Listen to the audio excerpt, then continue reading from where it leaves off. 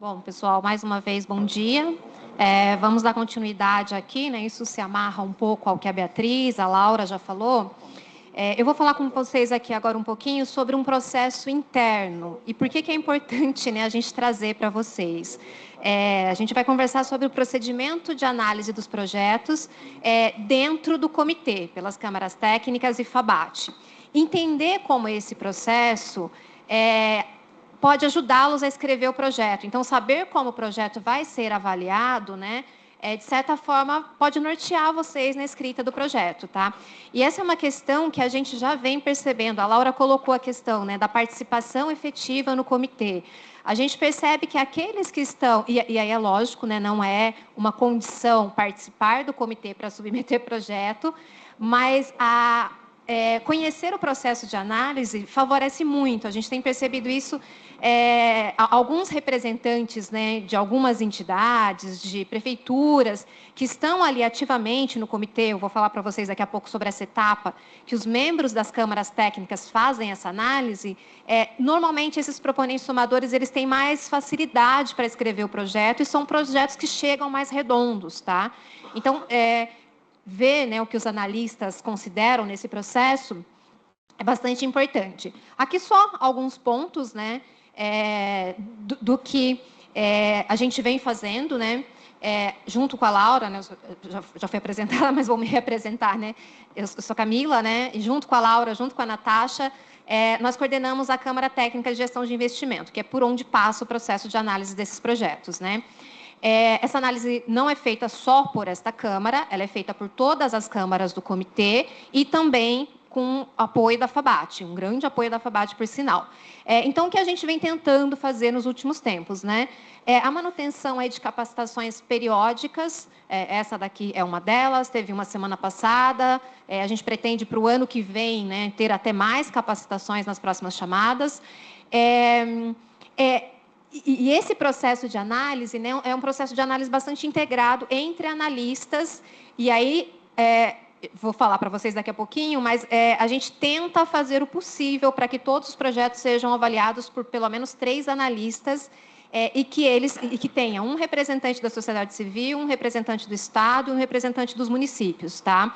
Esse foi um processo que a gente foi evoluindo, né, nos últimos anos, e isso é bom, porque isso dá uma visão, né, cada um ali dentro da sua expertise, dentro do seu saber o que é o dia a dia, né, consegue fazer contribuições, e nos casos em que se pede complementações, né, então a gente considera, né, que ter representante dos 3 segmentos é bastante importante nesse processo.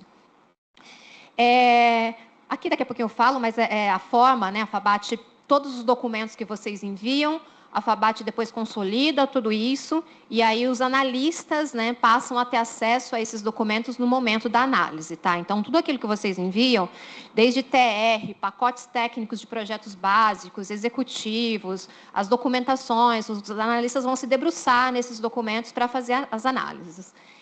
E as reuniões, né, que é a etapa mais pesada do nosso processo aqui de análise ao longo, né, de uma chamada FEITRO. Já antecipei algumas coisas, né, mas a partir do momento que vocês mandam o projeto de vocês, vai fechar a chamada lá no dia 30 de janeiro, né? Nas primeiras semanas de fevereiro, a FABAT vai fazer uma análise de toda a documentação, né? Veio todos os documentos que precisavam, e aí, passada essa etapa, a gente entra na etapa de análise. Vocês viram que é um período longo, né? Vai de fevereiro até maio, que é quando a gente precisa indicar esses projetos na plenária do comitê. E é um processo longo por conta, maioria das vezes, pela quantidade dos projetos, né? A gente já chegou a receber 30, 38 projetos, é o que tem vindo nas últimas chamadas, né? E aí a FABAT faz uma análise preliminar dessas propostas, olha a documentação e olha também o TR.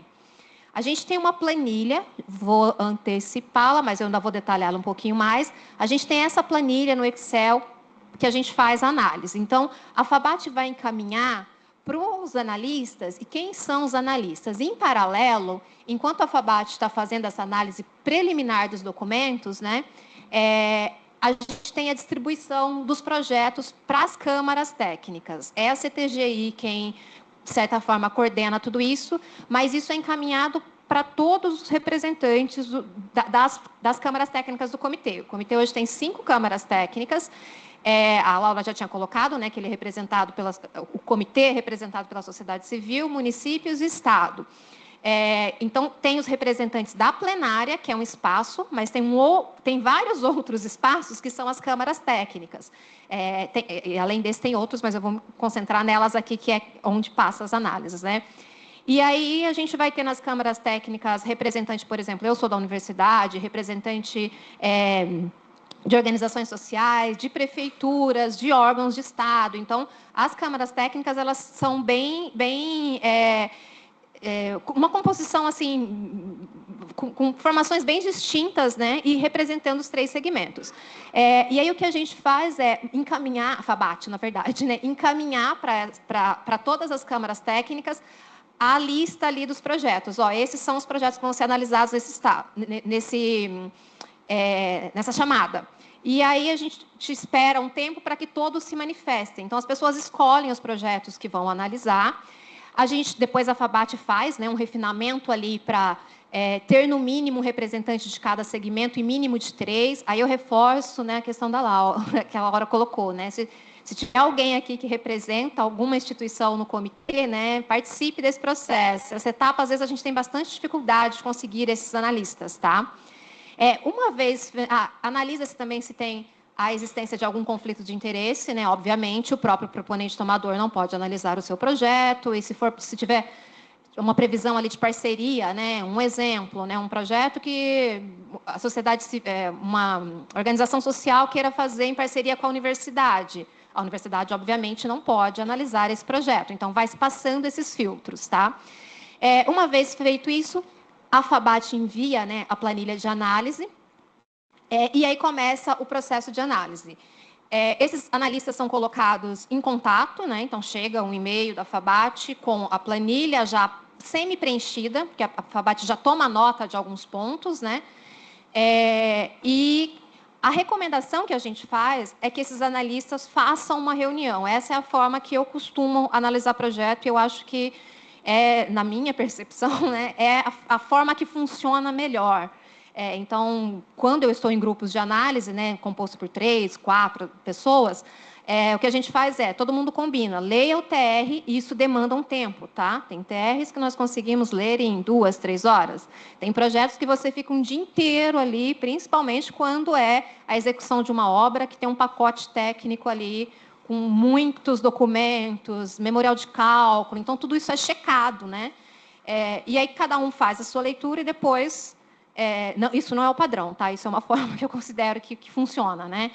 E aí depois esses analistas fazem uma reunião, né?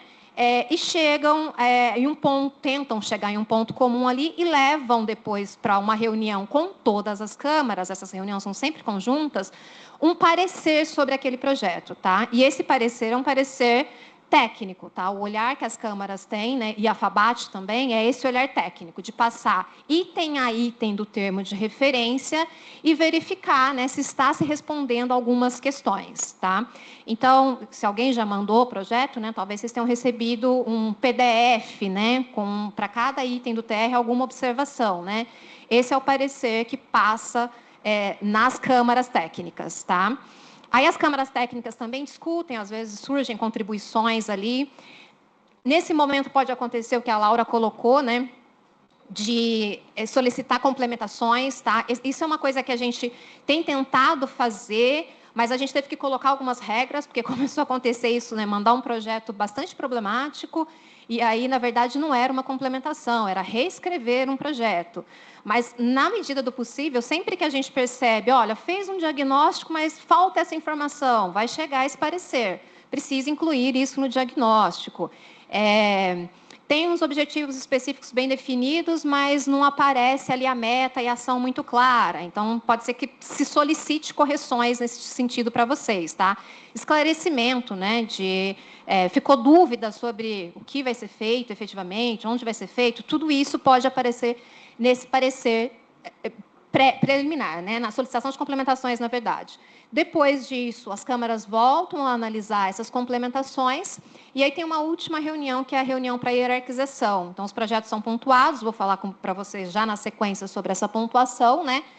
Os projetos são pontuados, e aí as câmaras, né, fazem a minuta da deliberação, que depois vai para a plenária do comitê para ser aprovada, e aí sim se segue o processo. Tá? Então, o que eu vou falar para vocês hoje, né, é o que acontece nesse âmbito aqui, entre vocês mandarem o projeto e a deliberação de indicação ser aprovada. Tá?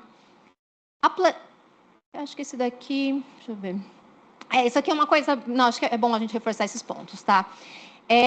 A gente tem um roteiro de análise, isso foi uma coisa que foi se percebendo a necessidade, né, para que as análises, é lógico, né, quando tem um ser humano analisando algo, há alguma subjetividade, mas em função disso, a gente foi percebendo que tinha que ter um roteiro mínimo para harmonizar melhor essas análises. Tá? Então, acho que foi até antes da pandemia, um representante de uma prefeitura, o Murilo, né, trabalhou para a gente, fez uma planilha em que a gente consegue ir na planilha respondendo algumas questões e essas respostas vão se amarrando à pontuação que aquele item deve receber em função do que está na deliberação. Né? Eu já coloquei um pouquinho aqui, né? Então tem essas perguntas que vão norteando. Algumas ações, né, a gente já tem termo de referência, modelo, isso vai ser mais aprofundado no período da tarde, mas vamos à planilha, né? Para vocês entenderem o que quem vai avaliar o projeto de vocês vai olhar, né? Então, para cada um dos itens do termo de referência, então, por exemplo, a apresentação institucional do proponente, né? Tem-se aqui uma pergunta, né? Então, quem está analisando já consegue ter uma percepção do que é que ele tem que olhar, né? Então, nesse caso, por exemplo, né? Apresenta informações sucintas do tomador, de forma a justificar a estrutura e capacidade do desempenho do tomador na área da proposta, porque esse é o objetivo desse item do TR. É a gente ter a garantia de que aquele proponente tomador tem capacidade técnica, tem estrutura o suficiente para executar o projeto, né? E aí se responde ali sim, não ou parcial. A gente tem essas três opções, porque às vezes pode ficar claro um aspecto, mas ainda podia ter mais essa informação. Quando, né, a gente coloca não ou parcial, normalmente não, né? A gente vem nessa outra coluna aqui e coloca uma observação, né? Faltou o proponente tomador deixar claro, né, qual é a sua infraestrutura, né? Como é a composição, né, da instituição em questão. E aí isso vai para todos os termos. Eu não vou ficar lendo todos aqui, né? Vocês vão receber a apresentação depois. Para alguns aspectos, a gente tem mais de uma pergunta, né? Então, diagnóstico e justificativa. A situação problema está caracterizada, ou a carência, né, que a proposta do empreendimento visa resolver baseando-se em dados qualitativos e quantitativos. Vocês vão discutir isso à tarde, né? Mas isso tem que aparecer no diagnóstico, né? Eu não posso falar só tenho problema, eu tenho que conseguir mensurar, né, qual o tamanho do meu problema e efetivamente, né, comprovar que ele pode estar causando, né, consequências negativas ali para os recursos hídricos, tá? E aí isso vai para todos os termos do TR.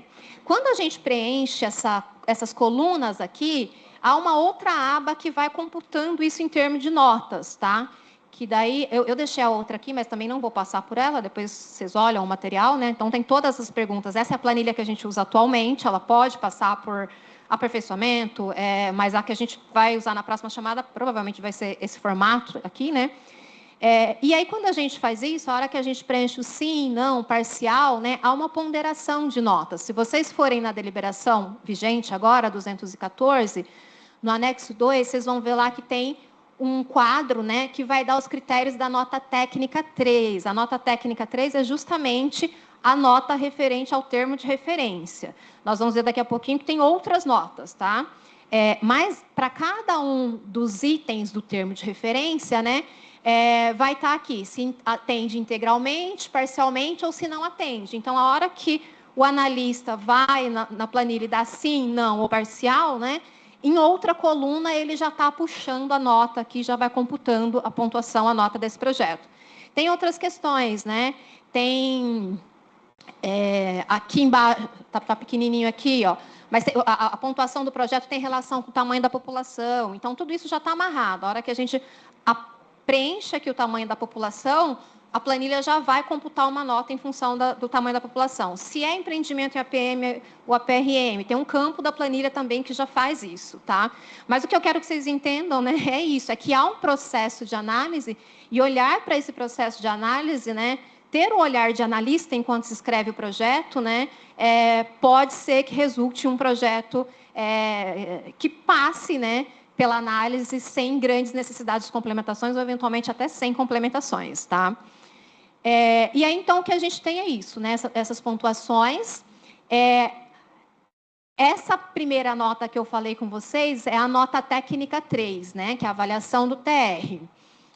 A gente tem mais duas notas, né? Eu até antecipei aqui de benefício, mas a gente tem mais duas notas, a nota técnica 1 e a nota técnica 2. A nota técnica 1 é a abrangência, se o projeto é regional, intermunicipal ou local. Também tem diferenças na pontuação, tá? Isso aqui também é uma dica, né, de como se consegue pontuar mais também, né? Se você tiver a liberdade para pensar no projeto, levando tudo isso em consideração, pode ser que pode ser não, vai se pontuar mais, né? E, principalmente, esse aspecto aqui, né? Se o projeto vai beneficiar a recuperação e proteção de APM ou APRM. Então, se ele está, a depender, né, do projeto, do tipo de ação que vai ser desenvolvida, beneficiando a APM ou a APRM, né, a gente também tem pontuações maiores aqui distintas, tá?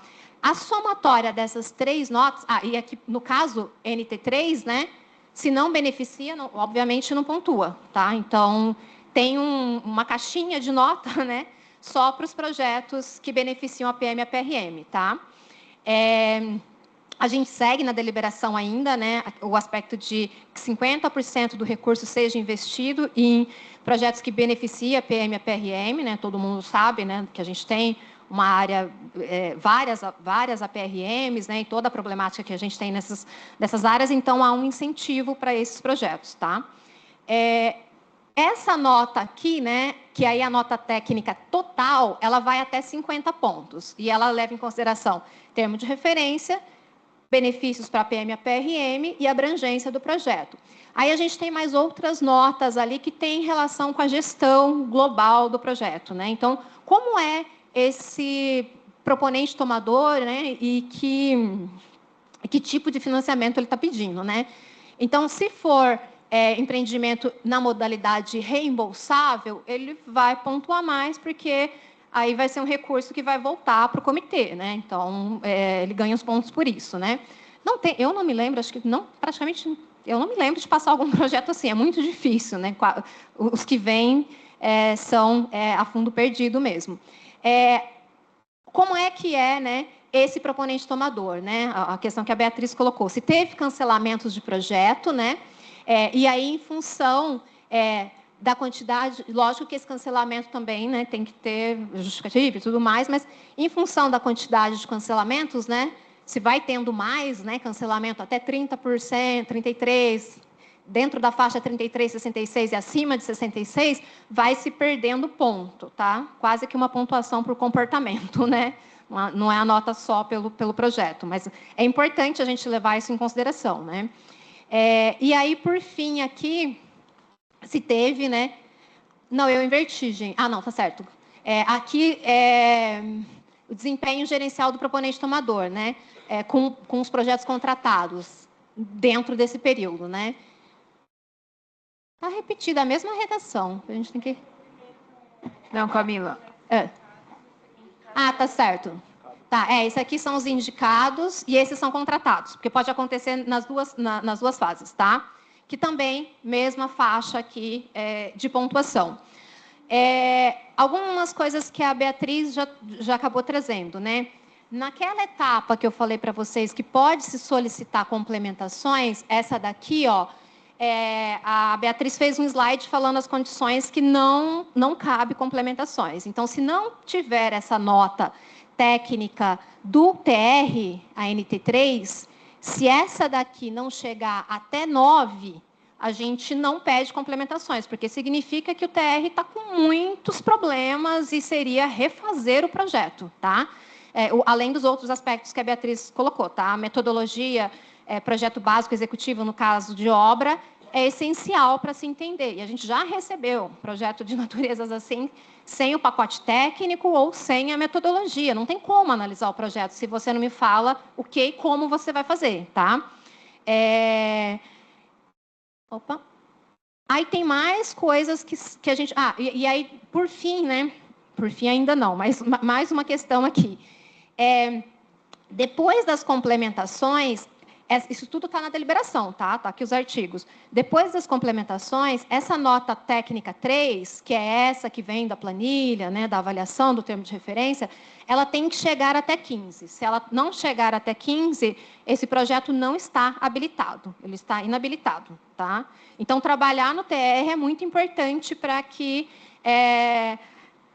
o projeto passe pelas câmaras técnicas, tá? E isso, a gente tem feito esse esforço, né, justamente para que ele chegue o mais redondo possível lá no agente técnico. E aí a gente tem as métricas disso, o pessoal da FABAT, né, já fez, já mostrou alguns números, né?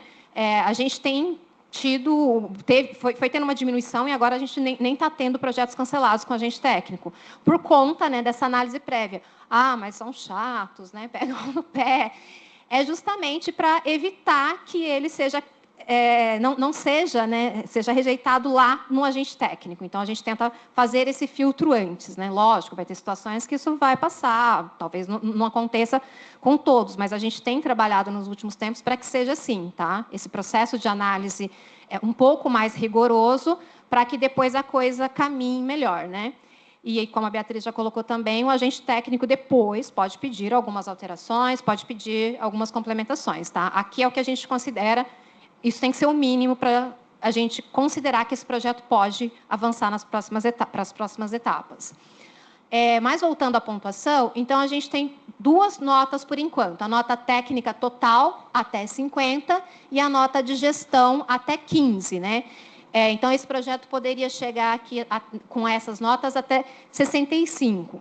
Mas um aspecto que se considera... Eu vou para a equação, que acho que fica mais fácil, depois a gente volta ali, né? A nota final do projeto, para hierarquizar, porque depois a gente pega as notas e coloca isso em ordem, é como se primeiro lugar, segundo lugar e assim por diante, tá? Quando o montante de recurso é superior à soma do valor dos projetos, né, isso não impacta tanto, mas em situações em que a gente tem um cenário que eu tenho valor aleatório, vai R$5.000 de projetos submetidos, mas eu tenho 2.500 de recurso, né, vão ser indicados aqueles que estão nas primeiras posições, mas também a gente precisa obedecer percentuais de aplicação em algumas ações que eu já vou falar para vocês. E aí, no final, essa nota, né, ela é composta da somatória da nota técnica, mais a nota de gestão, e tem um fator de prioridade aqui. E esse fator de prioridade, ele também foi discutido, né? E ele leva em consideração, né, a criticidade de alguns temas na bacia. Então, em função do tema ser mais crítico ou menos crítico, ele vai ter um fator de prioridade maior ou menor, né? Então, por exemplo, monitoramento de indicadores de drenagem, prioridade alta.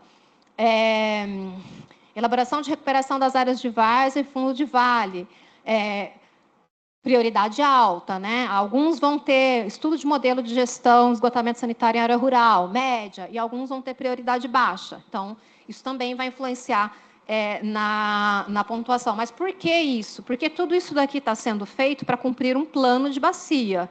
E este plano de bacia gerou essas informações, né, de quais são as ações, os problemas mais críticos na bacia, tá? Dentro do plano vigente, né, o que a gente tem são essas informações.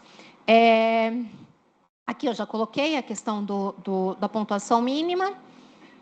Depois de hierarquizado, já antecipei um pouco, né, os projetos são colocados, após a pontuação, a gente os coloca em ordem decrescente, tudo isso ainda no espaço das câmaras técnicas, e aí se indica até o limite de recursos, né? Aí tem umas percentagens, se vocês olharem a deliberação, para alguns PDCs, sub-PDCs, tem máximo a ser investido, especialmente para o 3 e para o 7, tem um valor mínimo, que, se eu não me engano, 60% ou 65% do recurso tem que ir para esses sub-PDCs. E por que isso? Né? Porque são os problemas mais críticos da bacia, tá? São as ações prioritárias para a bacia, tá? Elas são, no momento, elas são ações vinculadas à drenagem, resíduos sólidos e esgotamento sanitário. Numa revisão de plano, né, pode ser que isso mude, mas no momento o que a gente tem é isso, tá? Mas não pode se investir nas outras ações? Pode-se e deve, né? O plano tem justamente esse objetivo, né? Enxergar a bacia como um todo e avaliar como se deve distribuir, né, o financiamento dessas ações. E aí, como a Beatriz falou também, o FEIDRO não vai resolver o problema, obviamente, né, da bacia como um todo. Ele é um indutor, é como se ele mostrasse, né, essas são as questões, né, estamos fazendo esses investimentos, mas a gente precisa também de ações estruturantes de outros fundos para dar conta do todo, né. Aqui é só um detalhe também. Aqui tem um aspecto também. Se sobrar saldo remanescente, esse artigo 3º, que é esse que fala do máximo 60 ou 65 em alguns sub-PDCs específicos, né, ele pode até repassar, né, para outra, desde que mantenha o percentual do artigo 1º. Eu não me lembro agora. Lembra, Beatriz, qual do primeiro? Acho que o primeiro deve ser o de esgoto e drenagem. Aqui um aspecto também não é comum acontecer, aconteceu pouquíssimas vezes, né?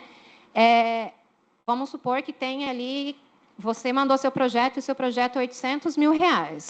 E aí você está ali no último da lista e só sobrou R$750 mil, né? A FABAT vai entrar em contato, perguntando se você consegue reajustar o seu projeto, tá? Ou aumentar a contrapartida, ou se dá para tirar alguma coisa, mas não é muito comum, tá? Mas acho que a gente já teve, que eu me lembre, uma ou duas situações no máximo. Caso ocorra, né, empate, né, os critérios para desempate, né, nessa ordem aqui, né, aquele que tem maior fator de prioridade, então, se tiver um alto e um médio, o alto sobe para o primeiro e o médio vai ficar para o segundo dentro do desempate. Maior pontuação na nota técnica, que é aquela nota que leva em consideração o termo de referência, a abrangência do projeto e o benefício APM e APRM. Se ainda continuar tendo empate, vai para a maior pontuação de gestão e, por fim, aqui a maior contrapartida oferecida, tá? Também, eu nunca presenciei ainda situações de empate, mas tudo isso está estabelecido na deliberação, tá? Com isso, né, eu finalizo essa parte, né, dessa capacitação aqui para vocês, e deixo aberto para dúvidas, né, e reforço, né, entender esse processo de análise, essas questões aqui, norteia um pouco a inscrição, a escrita do projeto, tá?